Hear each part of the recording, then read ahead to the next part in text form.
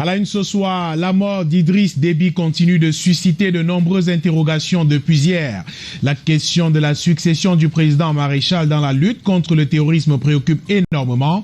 Cependant, des supputations vont bon train autour du décès de l'ex-président tchadien qui a tué Idriss Déby Itno. La question se pose depuis hier. Dans le même temps, l'ex-première dame du Cameroun repose depuis cet après-midi auprès de son époux dans un cimetière à Dakar au Sénégal. Germaine Aïdjo, décédée hier à l'âge de 89 ans, a été inhumée cet après-midi. Le réquisitoire du procureur général près la cour d'appel du littoral à l'endroit des magistrats et officiers de police judiciaire, pratique de corruption, raquettes, torture des suspects, voilà quelques griefs portés par des justiciables contre des acteurs de la chaîne judiciaire. L'autorité judiciaire dans le littoral veut sonner le glas de ces pratiques peu orthodoxes. Alerte de l'eau de qualité douteuse est vendue dans nos marchés. Une enquête réalisée sur 11 échantillons d'eau en bouteille et en sachet a livré des résultats qui font froid dans le dos. L'appel à la vigilance pour préserver notre santé est lancé. Voilà pour le sommaire.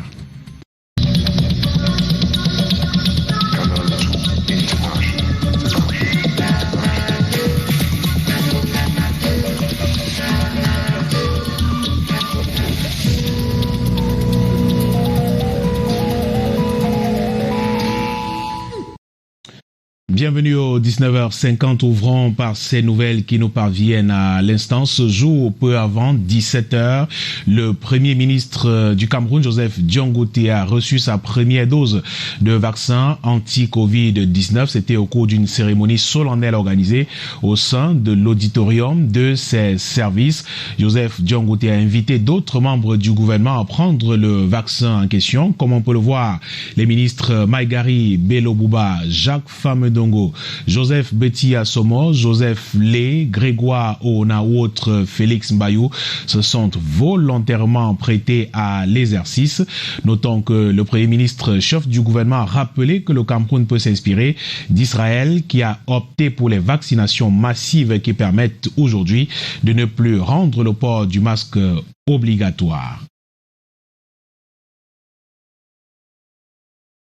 Une attitude effectivement. J'ai fait ça avec le sourire.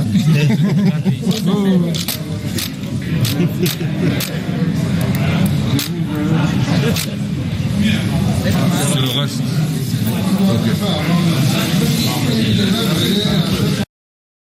Voilà donc l'ambiance au cours de cette séance de vaccination de quelques membres du gouvernement.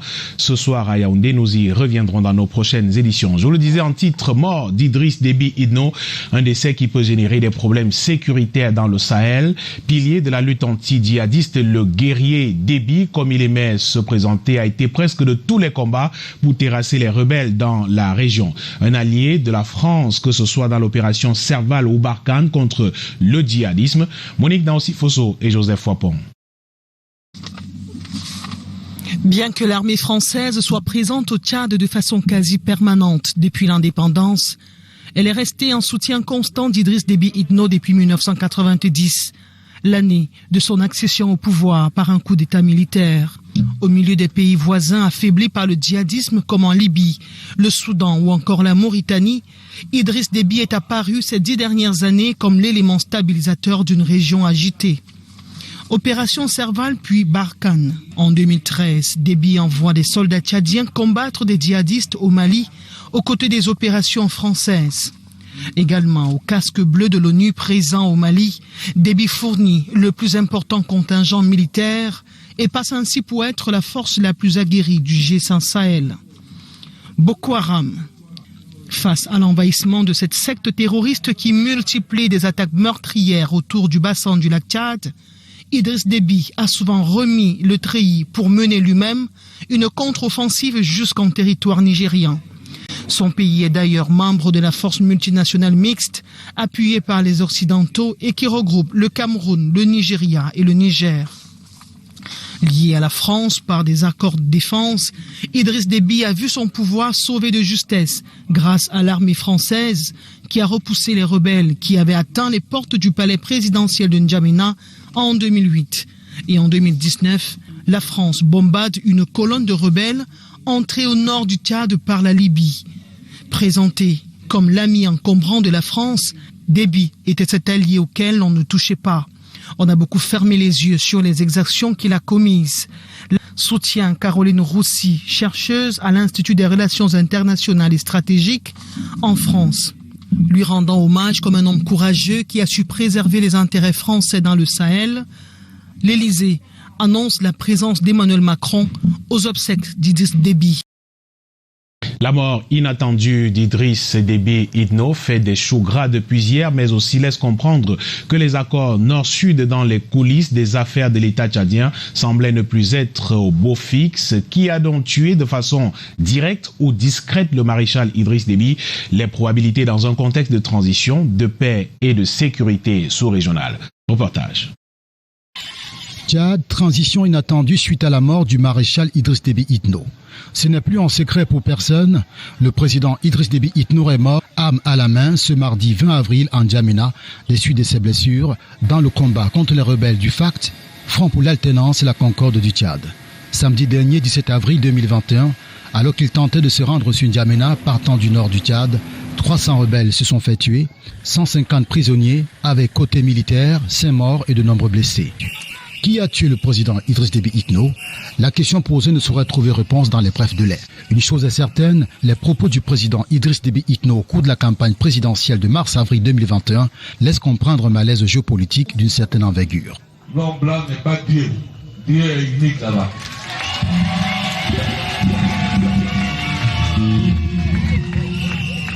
Ainsi, nous allons faire avancer ensemble le continent, ensemble le Tchad, les autres pays, tout le monde. Nous allons continuer à faire avancer ensemble. Et c'est une bataille dure, mais qui est à notre portée. Ce bruit, le bruit de l'Occident, est de 1 milliard. Je ne doute même pas, je ne crois même pas, et je n'entends même rien de tout.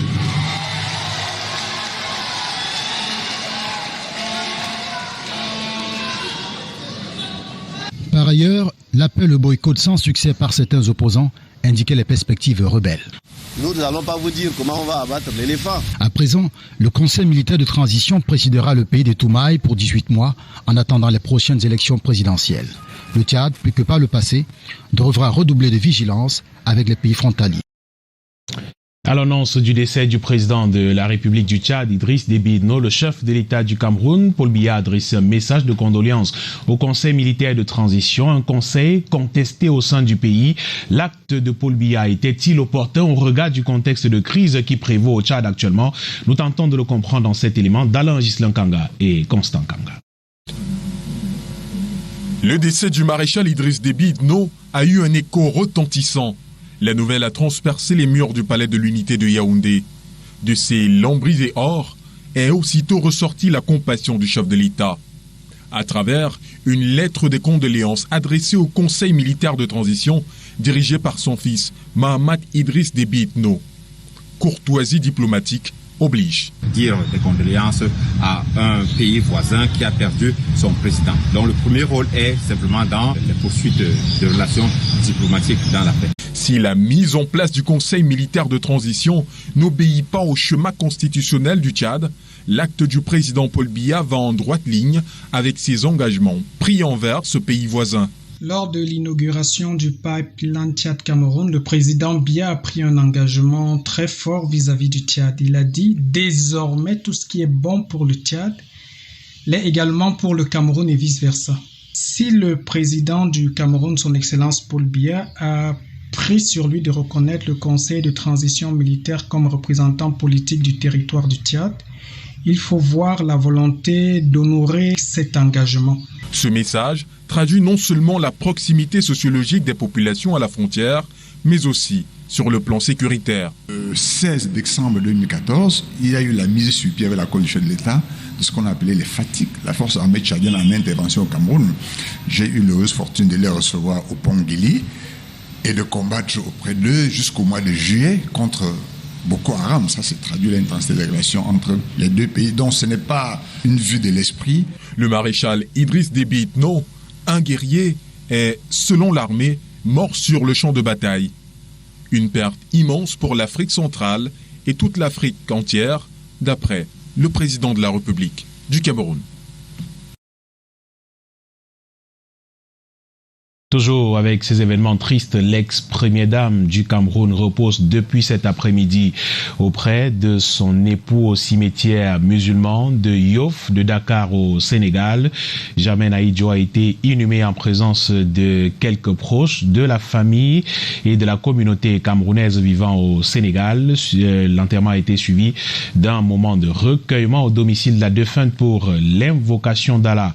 En ce moment de tristesse et de prière du mois de jeûne du Ramadan, elle est décédée la nuit du 19 au 20 avril de suite de maladie à Dakar au Sénégal. Nous y reviendrons.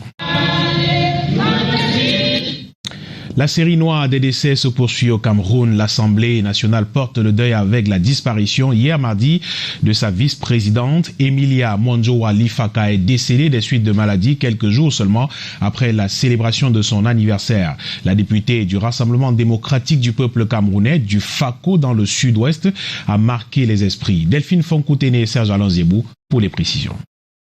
Des chapeaux assortis aux ensembles tailleurs et aux masques imposés par la Covid-19. Elle se démarquait de par son accoutrement. Emilia Monjowa Lifaka a rangé son écharpe de députée et abandonné pour toujours son siège de vice-présidente de l'Assemblée nationale. La nouvelle attriste plus d'un. C'est une personne, quand vous la perdez comme ça, l'air de l'âge, sans toutefois que vous soyez préparé à son départ, vous pouvez voir la tristesse qui est la nôtre. Elle accordait trop d'importance aux jeunes. Ça me fait mal parce qu'on avait beaucoup d'espoir à Mme Lifaka. Sa dernière parution publique remonte au 17 avril dernier, à l'occasion de son 62e anniversaire. Une célébration à laquelle étaient conviés bon nombre de ses camarades. Moi, je n'ai pas pu faire le déplacement parce qu'il y avait un autre impératif ailleurs. Les vidéos nous sont parvenues. Elle était vraiment en super forme. On ne pouvait pas s'attendre à ce qu'elle puisse disparaître le mardi qui suivait. La vice-présidente de la Chambre basse du Parlement, après un malaise, a rendu son dernier soupir sur le chemin de l'hôpital hier mardi. Pour ses collaborateurs et confrères, les moments passés ensemble restent mémorables. Madame Lifaka nous a donné l'opportunité comme ses propres enfants. Elle nous a gardés tous à l'aise pendant le période qu'on a servi à son bureau. Pour les 12 mois que nous avons passés ensemble, j'ai eu cet honneur-là de découvrir une femme assez cultivée, une femme assez éveillée, mais une femme également engagée à défendre un certain nombre de causes. Élue à la représentation nationale depuis 2002, Emilia Monjowa Lifaka avait été élue le 7 novembre 2017 à la tête du comité exécutif de l'Association des parlementaires du Commonwealth. Avant sa mort, elle était également présidente de l'Association parlementaire du Commonwealth, membre de la Commission des droits constitutionnels. Et on reste avec la mort, l'ancien journaliste de Canal 2 International et Afrique Média, de plusieurs autres médias, a rangé définitivement sa plume et son micro ce jour à Bafoussam. La mort a triomphé de lui après une longue maladie à l'hôpital régional de Bafoussam. Devant sa famille, Louis-Roger Noadieu, puisqu'il s'agit de lui, a donc cassé sa plume après quelques mois de maladie. Walter Bertrand y a fait un tour et confirme cette triste nouvelle.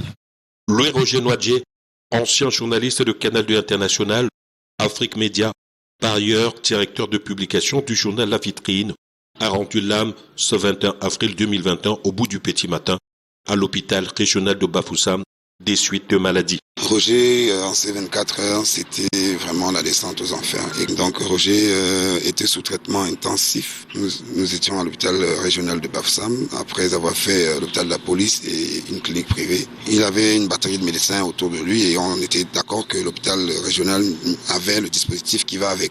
Donc c'est là qu'il est depuis jeudi dernier. Malheureusement, aujourd'hui, à 8 heures du matin, il a rendu l'âme. Consternation, tristesse au domicile familial situé au cœur de la ville de Bafoussam en face de la Légion de gendarmerie de l'Ouest. Nous avons commencé d'abord, étant élève au collège La Confiance, on était dans le groupe de l'association des journalistes qui faisait la presse au collège. Donc après le collège et tout ça, on est entré dans le métier. On a commencé par... déjà, il était à la CATV, il a fait le stage au de la CATV. Et après, il a été nommé directeur de Radio Star à Bafoussam. Et il fut la première personne à nous recruter à Radio Star. On a travaillé ensemble. Et après, on s'est retrouvé à Global Foot. Après Global Foot, il a laissé Global Foot. J'ai continué avec Global Foot.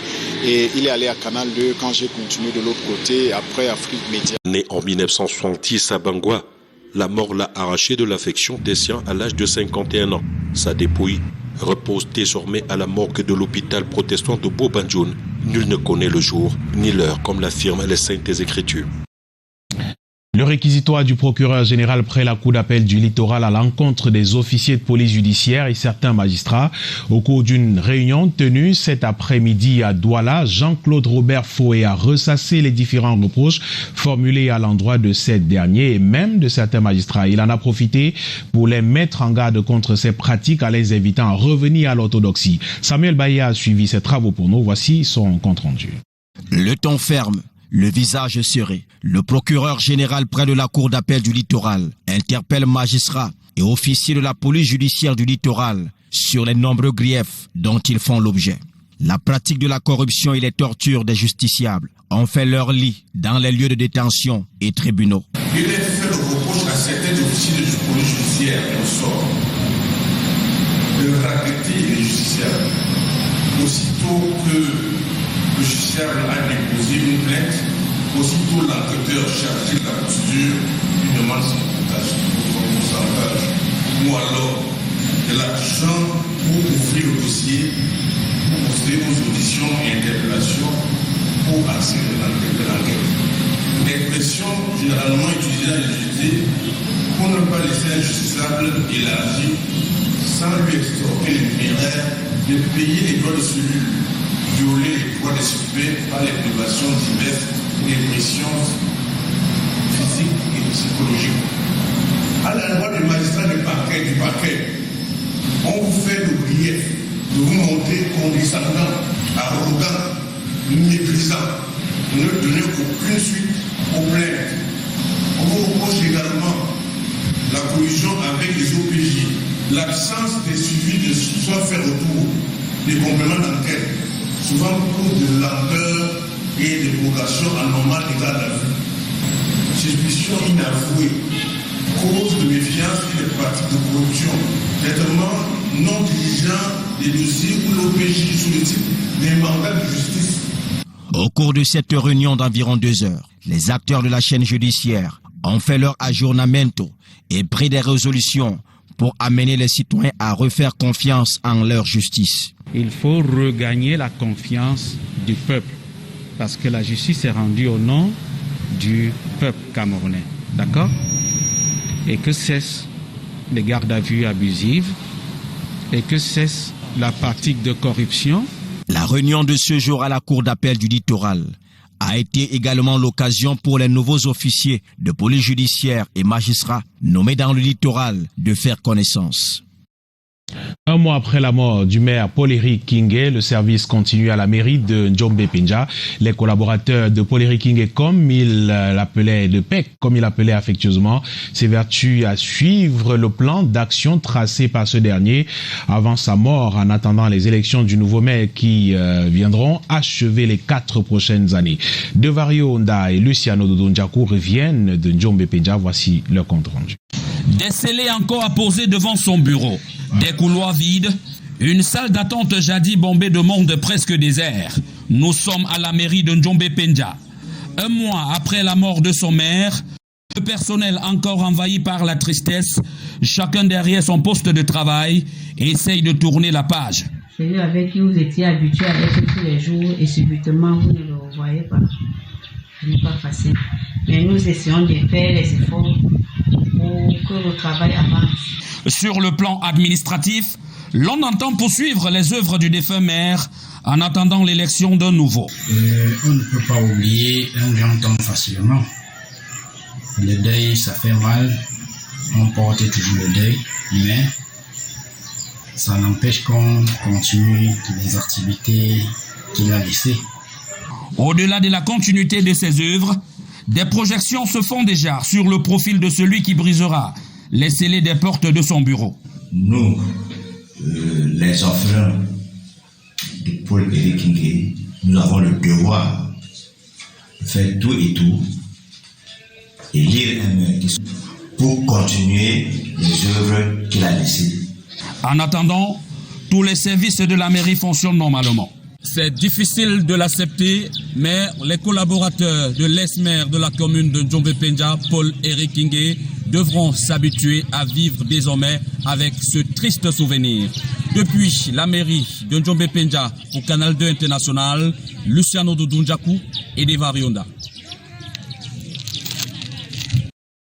Célestin Djamène présente son parti politique à la presse. À part l'Alliance patriotique et républicaine du Cameroun, une nouvelle formation politique qui, selon son fondateur, entend apporter du nouveau sur l'échiquier politique camerounais. Après avoir quitté le mouvement pour la renaissance du Cameroun, Célestin Djamène crée ainsi l'Alliance politique et républicaine, l'Alliance patriotique et républicaine. C'était le 6 avril dernier. Face à la presse ce mercredi, il a fait savoir à l'opinion publique et internationale que le parti est un mouvement politique qui se veut particulièrement à part, qu'il a été lancé pour apporter un nouveau souffle sur la scène politique camerounaise. À part se voit donc comme un parti qui respecte la stabilité de la constitution du Cameroun et s'engage fermement à respecter les institutions républicaines. Je vous propose d'écouter son président dans cette réaction captée par Thierry Nana. Donc, croyez en vous, croyez en APAR.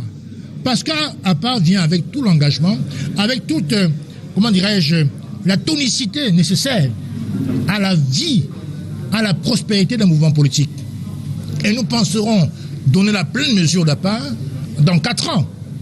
Et je vous le redis ici aujourd'hui, nous ambitionnons d'être au minimum, je répète, au minimum, la deuxième force politique de ce pays. Parce que seul un parti possédant des élus peut espérer transformer les choses. Si vous vous inscrivez comme une association, culturelle ou une ONG, c'est très bien. Ils ont aussi leur couloir.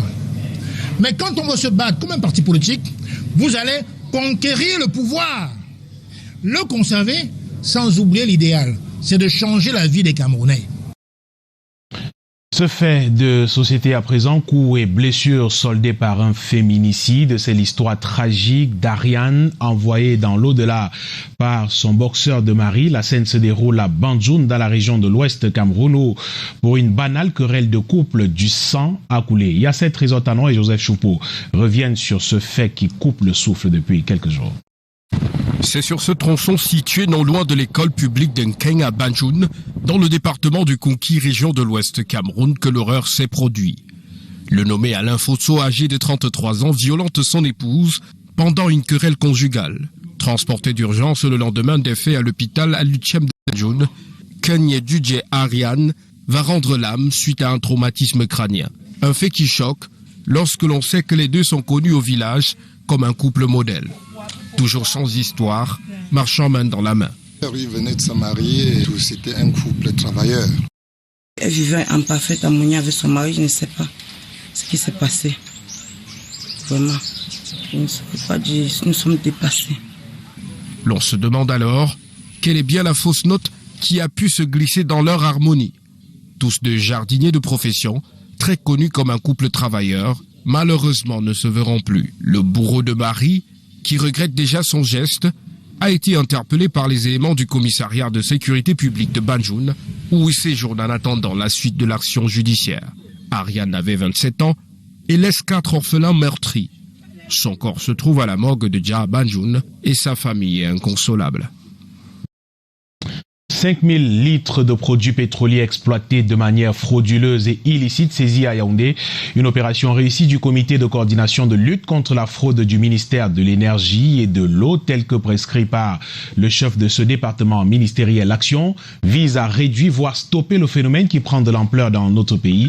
Karel Mezatia Choya nous conduit dans le point qui a été démantelé. Dans cette petite maisonnée aux allures inhabitées, est positionnée une citerne remplie de carburant. Une espèce de laboratoire de fortune, façonné de manière archaïque par des hors-la-loi, inscrits aux abonnés absents. Des tuyaux qui passent ça et là, et ces bidons à contenances diverses qui servent certainement de mesurettes. Nous sommes au quartier Koumdoum à Yaoundé. C'est ici qu'a été installé ce point d'exploitation frauduleuse et illicite des produits pétroliers après accident de citerne.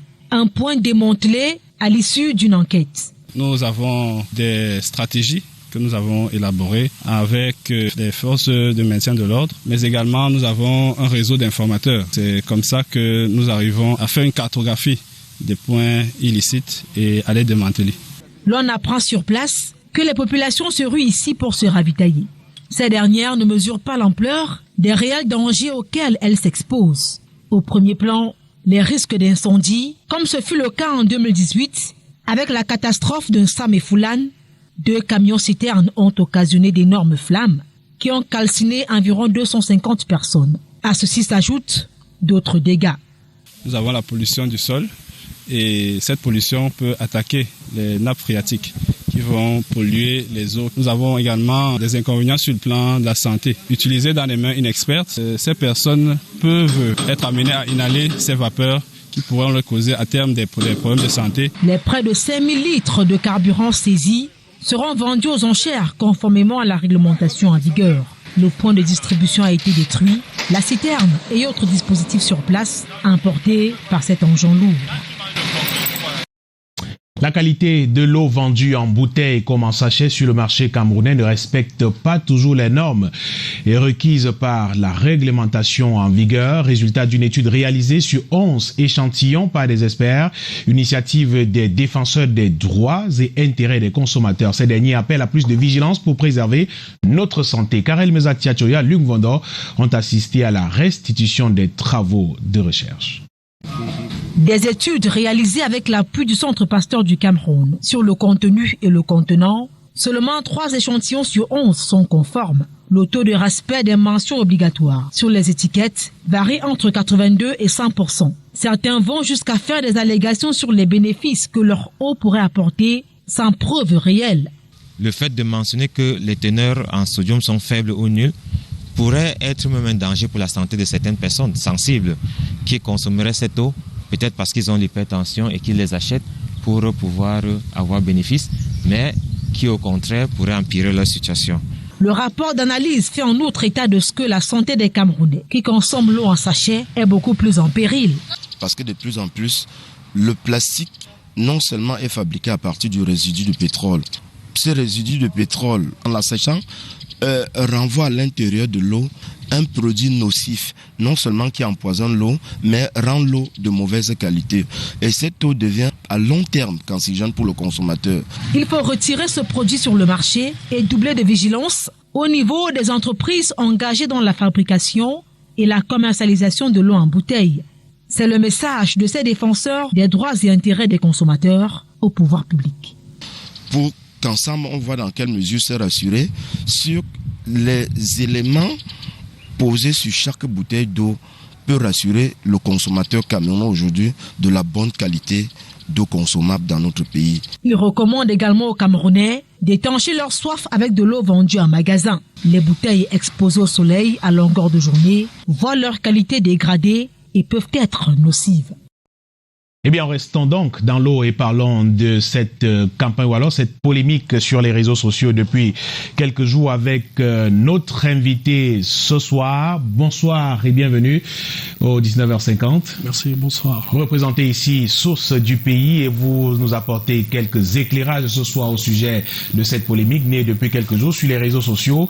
Et la toile entière, il court le bruit de contrefaçon de l'eau minérale naturelle dénommée Supermont. L'on voit sur le marché des bouteilles d'eau minérale naturelle Supermont avec des bouchons différents, certains estampillés au logo de l'entreprise et d'autres pas. Que pouvez-vous dire aux consommateurs à ce sujet?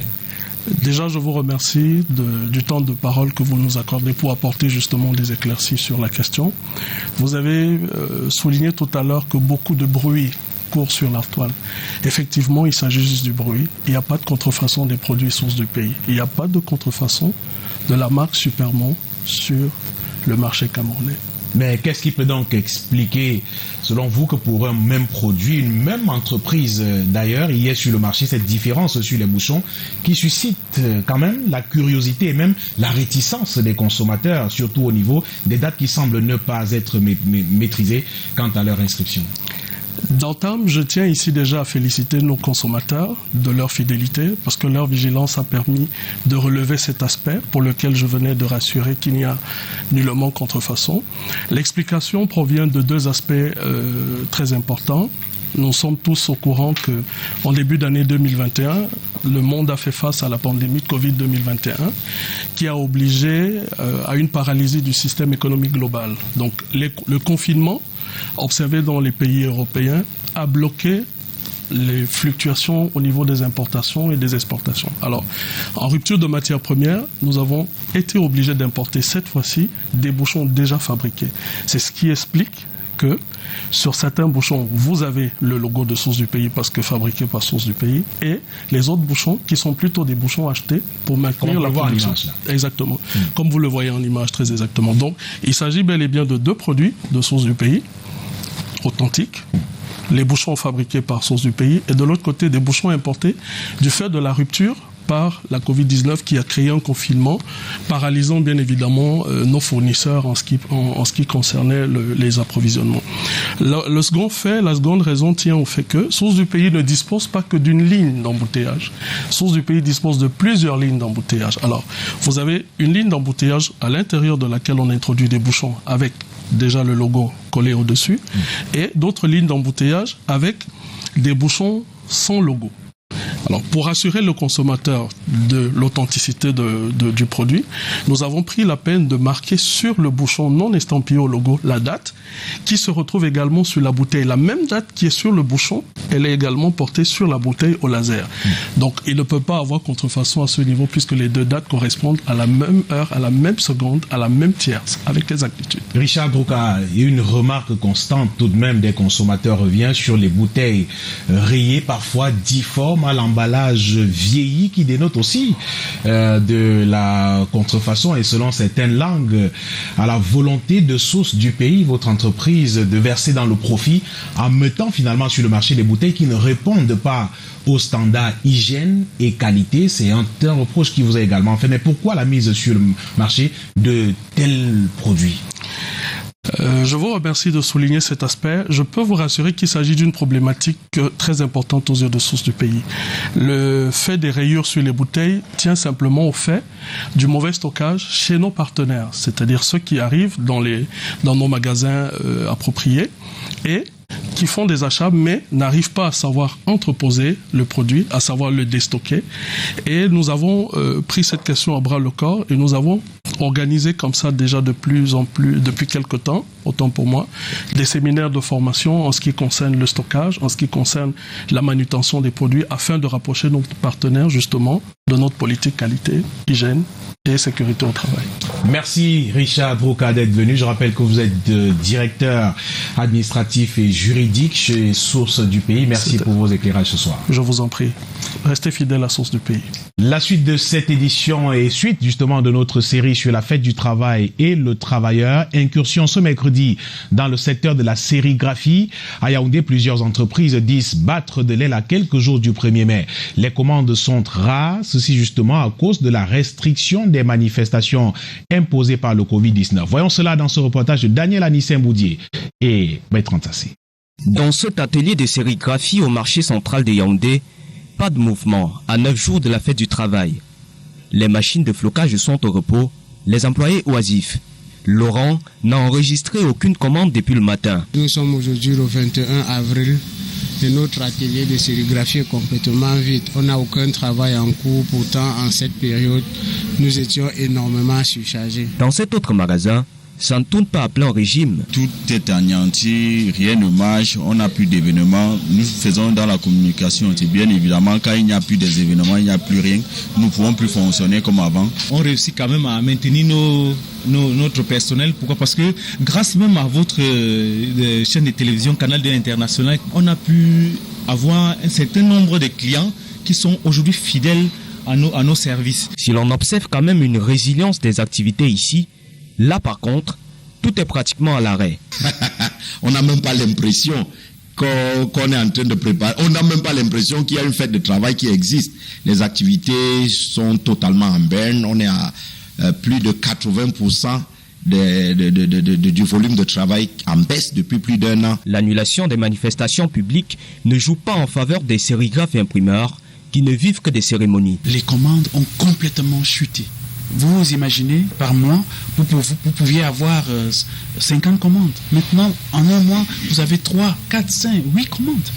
Vous voyez, le ratio est très faible. Le secteur est au point mort. Ce 1er mai 2021, il sera certainement difficile pour beaucoup de dire comme par le passé, bonne fête du travail.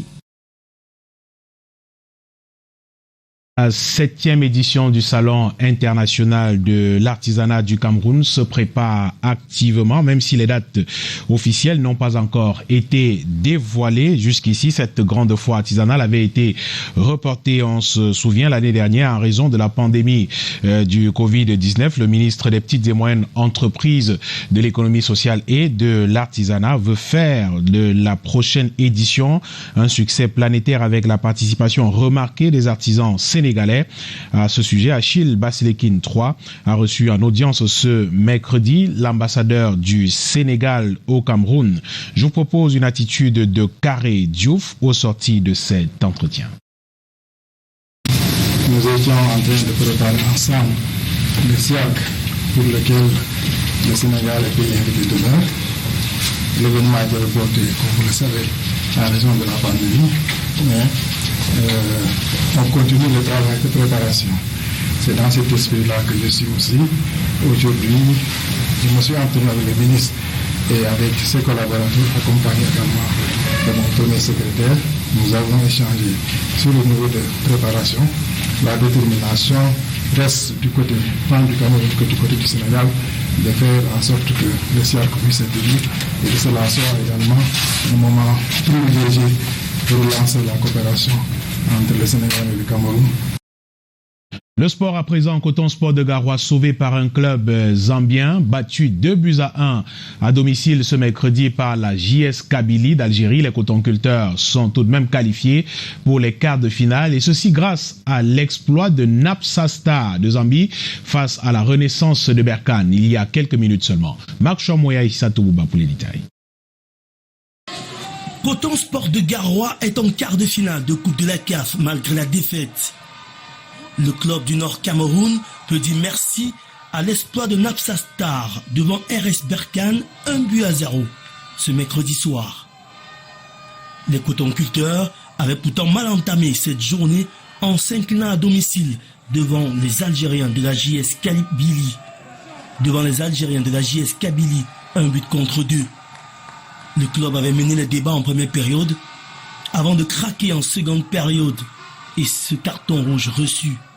Une victoire bel et bien menée par les Algériens avec à la tête Denis Lavagne, ancien coach du club du Nord Cameroun, satisfait de la victoire. Faire circuler le ballon, ne pas s'énerver, attendre l'heure de jeu au moment où peut-être Coton Sport serait dans l'obligation d'attaquer encore plus, de laisser des espaces et c'est ce qui s'est passé et ce rencontre on est arrivé à marquer et après les choses se sont déroulé pour nous, même si la fin a été difficile parce que bon, les joueurs avaient beaucoup donné et sur la chaleur c'est extrêmement difficile et je tiens à féliciter les joueurs pour le match qu'ils ont fait parce que sous cette chaleur il faut faire tous ces efforts et ça je les félicite. Les locaux avaient pourtant maîtrisé la première période mais l'entraîneur Souleymane Aboubakar préfère revenir sur l'arbitrage qui aura été en défaveur de son équipe aujourd'hui. Les joueurs ont de vérité. Disons-nous des vérités. En face, vous avez vécu le match comme nous. On a eu des situations de jeu où les hommes en noir ont toujours encore voulu aider la GSK. En match aller, c'était un carton rouge contre Coton. En match retour, toujours encore un carton rouge. À 11 contre 11, ils ne pouvaient pas. Donc c'est pour dire qu'on ne peut pas jouer contre les trois arbitres plus l'équipe adverse en place. C'est pas évident. Et ça s'est remarqué depuis l'Algérie, où nous allons en réunion de presse, en conférence de presse, en réunion technique. Tous parlent arabe. L'arbitre parle arabe, l'équipe adverse parle arabe, et nous sommes là comme des figurants. Vous imaginez, et on nous suit encore jusqu'ici. Donc ce n'est pas de notre faute. Nous avons eu des occasions claires, nettes, devant le but où nous avons frappé, il a refusé de siffler. Et quand il a donné la pause haut, quand on donne une pause haut, les joueurs n'ont pas le droit de sortir de l'aire de jeu pour aller au vestiaire et revenir. Mais il y en a eu de l'autre côté. Et ça a été sans souci. Vous avez vu le banc de tous qui étaient debout du début jusqu'à la fin, sans souci. Qu'est-ce que vous voulez qu'on fasse? Bien qu'ayant grillé son joker face à la JS Kabylie, le Coton Sport de Garoua bénéficie de la victoire de Napsa Star, le dernier du groupe B, pour se qualifier directement pour les quarts de finale. Seul enjeu restant désormais la première place qui pourrait offrir un meilleur adversaire en quart de finale. Le tirage au sort est prévu le 30 avril prochain au Caire. Voilà qui fait l'essentiel de l'actualité ce soir. Au nom de toute l'équipe de production de ce journal, je vous dis merci d'avoir suivi. Passez une très belle soirée sur notre antenne. Je vous retrouve demain, 19h50. Bonsoir.